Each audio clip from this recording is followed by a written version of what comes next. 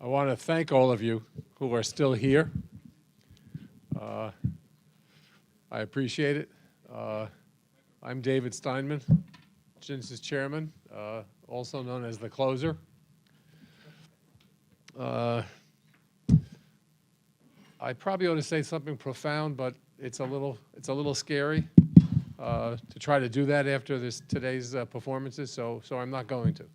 There are some required things I have to say. One of them is that if you're already a supporter of JINSA, that's great. If you're not, and you're looking for a great ROI, a return on your investment, we are. If we weren't before, we are now the place to support. We're starting to see the words in our policy reports repeated on Capitol Hill, people in the White House, from all over. So by all means, stay a supporter, become a bigger supporter, get involved.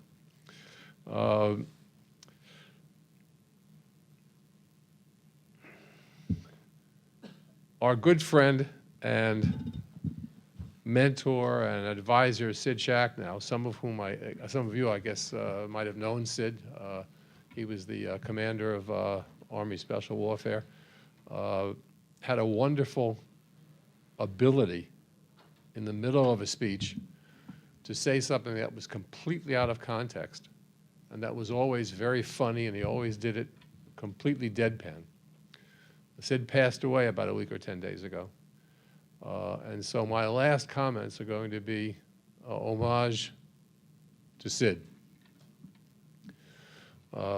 If you don't know about him, he was born in a concentration. He was born in Kovna in Lithuania. He was in a concentration camp. He's one of 2,000 people who survived out of 30,000. He walked across Europe and supported himself in Berlin by running contraband between the Germans and the Russians until he could get to America. And he always said the irony was that he was ready to fight the people who liberated him, the Russians, and protect the people who put him in the concentration camp when he had the Berlin command, the Berlin Brigade command. So my last words, and if you remember my words last night, I said when I was a former federal prosecutor, one of the things I learned was that people tend to remember the things they heard last. Well, tonight, I'm going to reverse this because I don't want this to be the thing you remember best. But I have two friends, two old friends, and they were having coffee one day, and one of them leaned over to her friend Charlene, and she said, "Charlene, I don't know quite how to raise this, but every time I look at you, it looks like you've got a suppository in your ear."